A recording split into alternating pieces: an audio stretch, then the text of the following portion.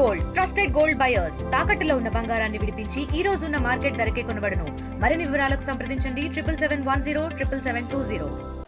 ప్రతిపక్ష నేత జగన్ అడ్డాలో తెలుగుదేశం పార్టీ పసుపు పండుగ ప్రతిష్టాత్మకంగా నిర్వహించబోతున్నారు. 3 రోజుల పాటు ఈరోజు సాయంత్రం నుంచి కూడా సీఎం చంద్రబాబు ఇక్కడ బస చేస్తున్నారు. ప్రస్తుతం మనం ఉన్నటువంటి ఈ ప్రాంతం అంతా కూడా ఆయన బస చేసేటువంటి ప్రాంతం.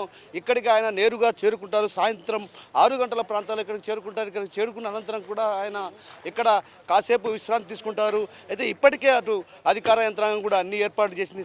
తొలిసారి అంటే ప్రభుత్వం అధికారంలోకి వచ్చాక తొలిసారి మహానాడు కడప జిల్లా కమలాపురం వేదిక అయింది. ఈ నేపథ్యంలో కూడా పటిష్టమైనటువంటి భద్రతా చర్యలు తీసుకున్నారు. ఏదైతే సీఎం చంద్రబాబు ఇక్కడికి వచ్చిన తర్వాత ఇక్కడ కాసేపు ఆయన విశ్రాంతి తీరుతారు. సేద తీరే విధంగా కూడా అటు సోఫాలు కూడా ఏర్పాటు చేయడం జరిగింది. ఆయన కాసేపు ఇక్కడ విశ్రాంతి తీసుకుని అనంతరం ఇక్కడ టాయిలెట్స్ కూడా అంటే లోపల కూడా టాయిలెట్స్ ఉన్నాయి. టాయిలెట్స్ ఆయన పూర్తిగా ఫ్రెష్ అప్ అయ్యి ఆ తర్వాత ఇక్కడికి వస్తారు. ఇక్కడికి వచ్చిన తర్వాత కూడా ఇక్కడ ప్రధానంగా లోపల కూడా పలు సమావేశాలు అయితే ఎమ్మెల్యేలు కావచ్చు, ఎంపీలు కావచ్చు, అదేవిధంగా కీలకమైనటువంటి నేతలు, మంత్రులతో కూడా ఆయన భేటీ అయ్యే విధంగా ఇక్కడ ఏర్పాటు చేస్తున్నారు. మనం చూడొచ్చు ప్రధానంగా విజువల్స్లో ఇక్కడ రాత్రికి బస చేసే విధంగా ఏదైతే యువనేత నారా లోకేష్తో పాటు అటు సీఎం చంద్రబాబు కూడా ఇక్కడ బస చేస్తారు. 2 బస్సులను ఏర్పాటు చేశారు. ఇప్పటికే ఇక్కడ క్షుణ్ణంగా తనిఖీలు కూడా నిర్వహిస్తున్న పరిస్థితి. ప్రధానంగా ఏదైతే ఇక్కడికి చేరుకున్న అనంతరం కూడా వీరిద్దరు కూడా ఈ 2 బస్సుల్లో తండ్రి కొడుకులు ఇద్దరు కూడా ఇక్కడ బస చేస్తారు. వీరికి తగ్గ ఏర్పాట్లు కూడా చేస్తున్నారు. మరోవైపు మనం లోపలికి వెళ్ళి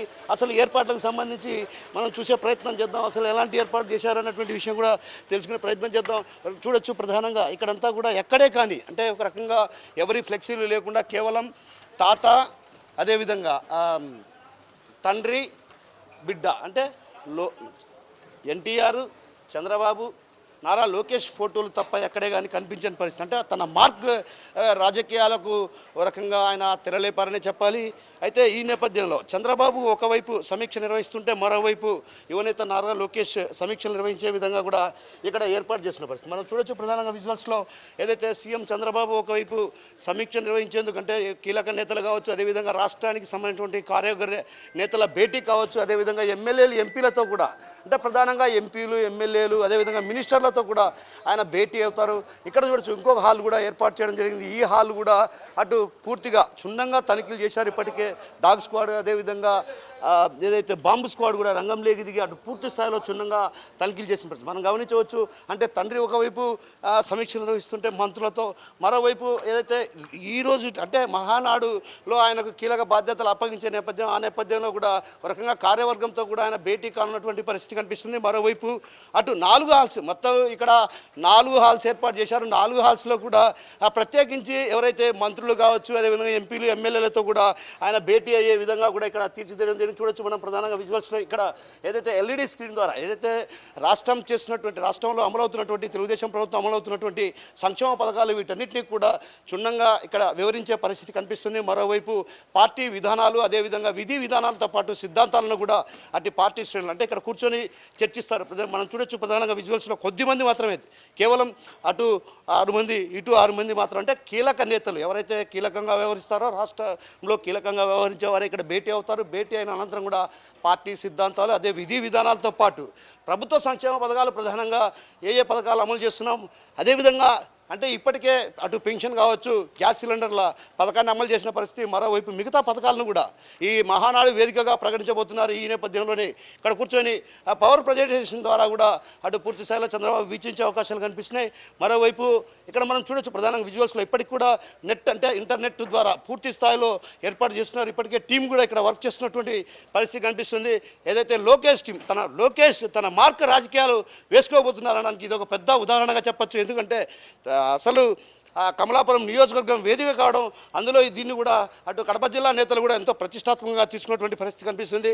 అయితే ఈ నేపథ్యంలోనే అటు మనం చూడొచ్చు ప్రధానంగా విజువల్స్లో బాంబు స్క్వాడ్ అంతా కూడా ఇక్కడ క్షుణ్ణంగా పూర్తి స్థాయిలో తనిఖీలు చేస్తున్నారు, అణువణువు పరిశీలిస్తున్నారు.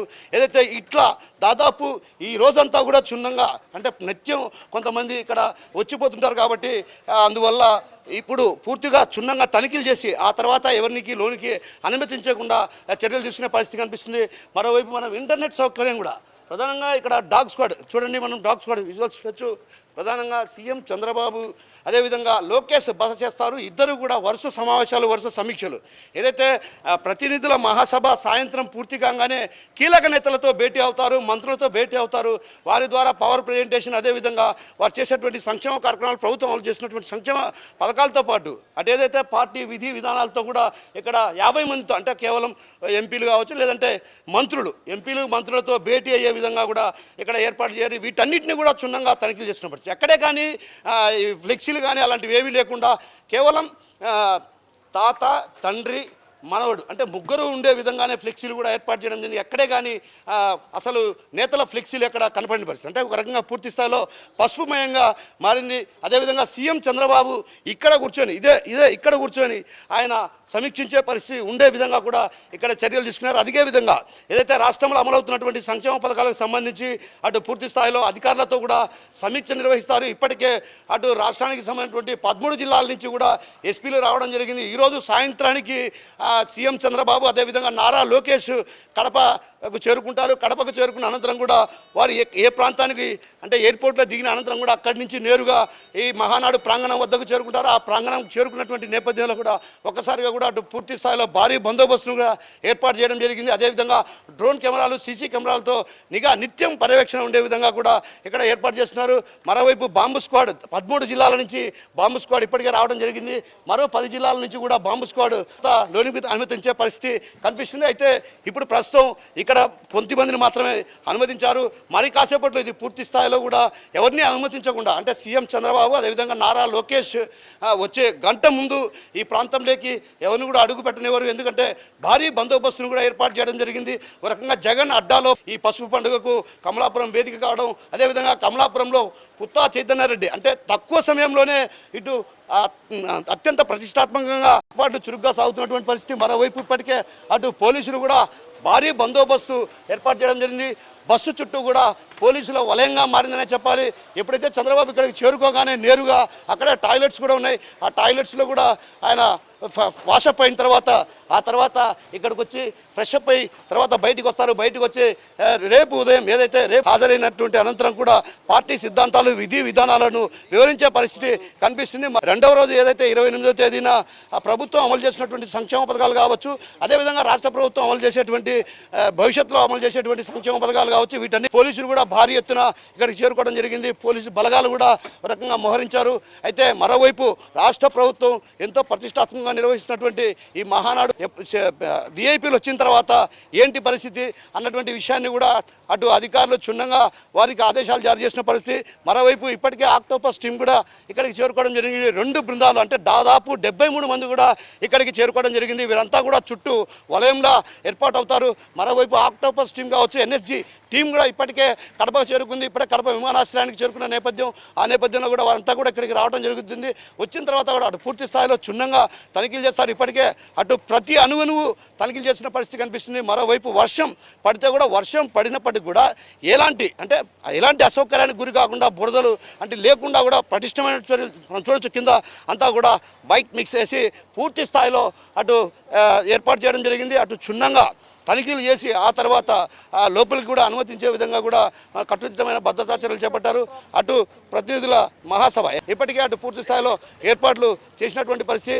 మరోవైపు సభకు సంబంధించి కూడా అటు పూర్తి స్థాయిలో ఇప్పటికే ఏర్పాట్లు పూర్తిగా చురుగ్గా సాగుతున్నాయి. ఫ్లడ్ లైట్స్ కూడా ఏర్పాటు చేయడం జరిగింది.